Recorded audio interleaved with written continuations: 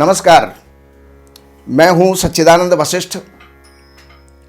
सज्जनों, हर प्राणी जानना चाहता है कि हम मकान बना रहे हैं, लाखों रुपया उसके अंदर लगा रहे हैं, करोड़ों रुपया लगा रहे हैं, लेकिन उसके उपरांत भी वो हमारे लिए शुभ रहेगा या नहीं रहेगा।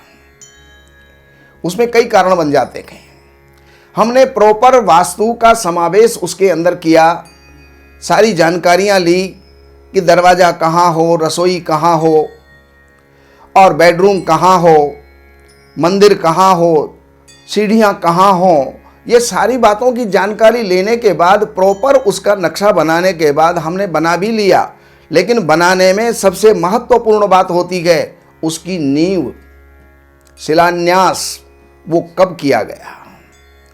क्या उस समय पर भूमि जागी हुई है या भूमि सो रही है? अगर सोती भूमि के अंदर आपने नींव लगा दिया और करोड़ों रुपया आपने निर्माण में लगा दिया, चाहे वो कितना ही श्रेष्ठ वास्तु उसका क्यों न हो, लेकिन फिर भी वहां पर वो सफल नहीं हो सकता, यानी वो शुभ नहीं रह सकता है। इसलिए नींव जब हम लगाते हैं तो उसके अंदर कई बातों का ध्यान रखना पड़ता है। सबसे पहले भूमि जाग रही हो, वत्स चक्र शुभ हो और किस दिशा के अंदर हमको नींव लगाना है, यहां पर भी दुनिया दुविधा में रहती है। सबसे पहली बात है कि वास्तु जो है चारों दिशाओं के अंदर, चारों कोणों के अंदर वो घूमता है।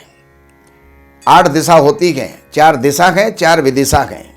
तो किस किस महीने में कहां कहां नींव लगाएं, एक महत्वपूर्ण विषय बन जाता है। क्योंकि वास्तु जहां जहां चलता है, वास्तु एक नाग है और वो जहां जहां चलता है तो शास्त्र ये कहता है कि फण दाबे तिरिया डसे और पूंछ दबे भरतार। जो कोई दाबे मध्य में तो होय कुटुंब संगार। कितना ही अच्छा वास्तु का नक्शा बनाया हमने, कितनी अच्छी जगह हमने ली, लेकिन अगर हमने नींव लगाते समय पर ये जो है चूक कर दिया या ये भूल हमसे हो गई, तो वहां पर क्या होता है, जहां पर वास्तु का सिर है, फण दाबे तिरिया डसे, अर्थात उसके अंदर स्त्रियां जिंदा नहीं रह सकती, यानी उनके लिए घातक होता है। दूसरे नंबर पर पूंछ दबे भरतार। अगर पूंछ के ऊपर, जहां पर वास्तु की पूंछ है और वहां पर अगर आपने नींव लगा दी, तो वहां पर जो उसका भर्ता यानी स्वामी, लैंडलॉर्ड, वो उसके ऊपर घातक हो जाता है, उसके लिए बीमारियां ला सकता है, मृत्युदाता भी ये हो सकता है। इसलिए पूंछ जहां पर है वहां पर भी नींव नहीं लगानी चाहिए।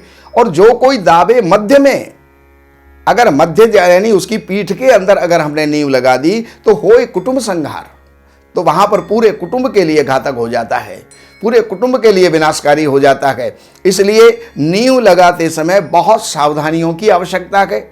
अब मैं आपको 12 महीने के अंदर 2022 के अंदर जो जो नींव के मुहूर्त हैं वो मैं आपको देने का प्रयास कर रहा हूं और प्रयास कर रहा हूं कि किस किस कोने में उस समय पर नींव आप लगाएं।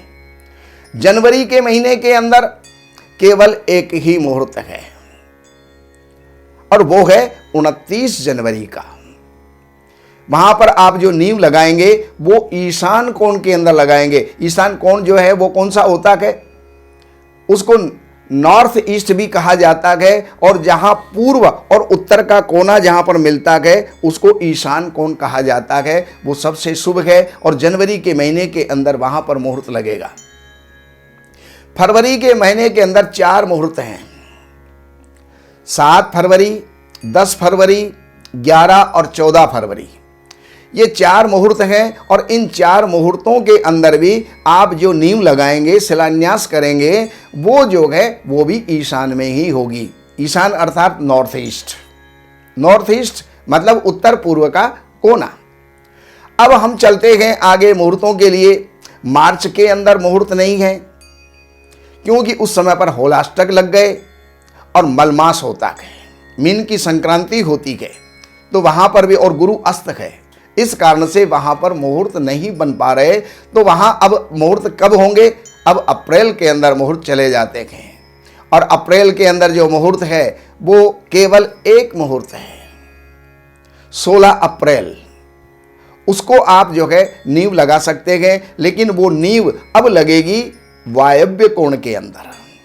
वायव्य कोण नॉर्थ वेस्ट, अर्थात उत्तर और पश्चिम का जो है जो कोना जहां पर मिलता है वहां पर जाकर के आप नींव लगाएंगे। अब मई के महीने के अंदर 5 मुहूर्त हैं, और मई के महीने के अंदर जो 5 मुहूर्त हैं वो 8 तारीख का है, 12 तारीख का है, 13 तारीख का है। यहां तक के जो मुहूर्त हैं वो वायव्य के अंदर ही लगेंगे, लेकिन उसके बाद 16 और 28 तारीख के 2 मुहूर्त मई के अंदर और हैं, उनका जो है वो नींव नैऋत्य कोण के अंदर आ जाएगा। नैऋत्य साउथ वेस्ट, अर्थात दक्षिण और पश्चिम का कोना जहां पर मिल रहा है वो साउथ वेस्ट कहलाता है, उसको नैऋत्य कहा जाता है। उसके अंदर ये मुहूर्त आपका लगेगा। तो ये मई के अंदर आपको 5 मुहूर्त प्राप्त हुए। जून के महीने के अंदर 2 मुहूर्त हैं, और 2 मुहूर्त कौन से हैं? 8 और 10 जून का मुहूर्त है। और ये मुहूर्त, कई लोग क्या कहते हैं, अजी आज तो संक्रांति का दिन है उस दिन लगा देते हैं, आज शिवरात्रि का दिन है उस दिन लगा देते हैं, आज तो शरद पूर्णिमा है उस दिन लगा देते हैं, आज तो धनतेरस है उस दिन लगा देते हैं, आज बसंत पंचमी है, आज फुलारा दूज है। ऐसा नहीं चलेगा। उसके अंदर मुहूर्त, शोधित मुहूर्त वही जो है काम में लाए जाएंगे, क्योंकि कई दोषों को देख करके वृत चक्र और जो है भूमि का शयन आदि, और भूमि कब जो है खुदनी चाहिए, कब उसके अंदर नींव लगनी चाहिए, उन सारे नक्षत्रों को शोध करके और फिर मुहूर्त निकाले जाते हैं। तो जून के अंदर मैंने आपको 2 मुहूर्त बताए, और वो मुहूर्त जो है आपके लगेंगे जो है वायव्य के अंदर, नैऋत्य कोण के अंदर वो मुहूर्त लगेंगे। नैऋत्य का मतलब है साउथ वेस्ट। अब जुलाई में कोई मुहूर्त नहीं है, और अगस्त के अंदर 4 मुहूर्त हैं। 4 मुहूर्त अगस्त की आप नोट कर लीजिएगा। 7 तारीख, 10 तारीख, 12 तारीख और 13 तारीख, ये 4 मुहूर्त हैं, और ये भी मुहूर्त नैऋत्य कोण के अंदर लगेंगे, साउथ वेस्ट के अंदर लगेंगे।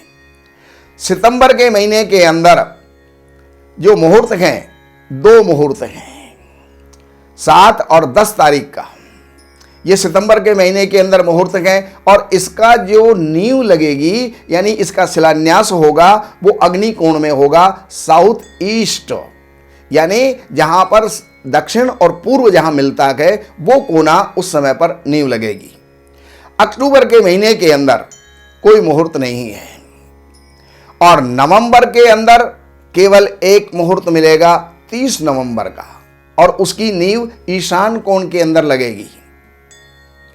और दिसंबर के अंदर 5 मुहूर्त हैं, और 5 मुहूर्त 2, 3, 4, 8 और 11, ये 5 मुहूर्त दिसंबर के अंदर हैं, और वो भी नींव आपको ईशान कोण के अंदर लगानी है, अर्थात नॉर्थ ईस्ट के अंदर लगानी है, जहां पर पूर्व उत्तर का कोना मिलता है। बाकी आपको मुहूर्तों के बारे में आप फोन करके अपॉइंटमेंट ले करके और आप मुहूर्त पूछ भी सकते हैं आपके नाम से, किस किस दिन का मुहूर्त शुभ बनेगा और कहाँ उसकी नींव लगेगी, वो सारी विधि आपको समझाई जाएगी, और आप फोन से इन बातों को जान सकते हैं।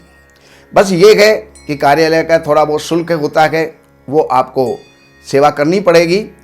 बाकी एक निवेदन हम आपसे करते हैं कि हमारे इस चैनल को सब्सक्राइब करें, बेल आइकन को दबाएं, और एक प्रार्थना और है, और वो प्रार्थना है कि जब भी आप जो है फ़ोन करें तो सुबह 10 बजे से और सायंकाल 6 बजे तक आप फ़ोन करें। उस समय पर आपके फ़ोन उठ जाएंगे। हो सकता है उसके बाद में फ़ोन ना उठे और आप मन में सोचें कि यहाँ तो फ़ोन उठते ही नहीं है, ऐसी बात नहीं है। ऑफिस टाइम के अंदर आप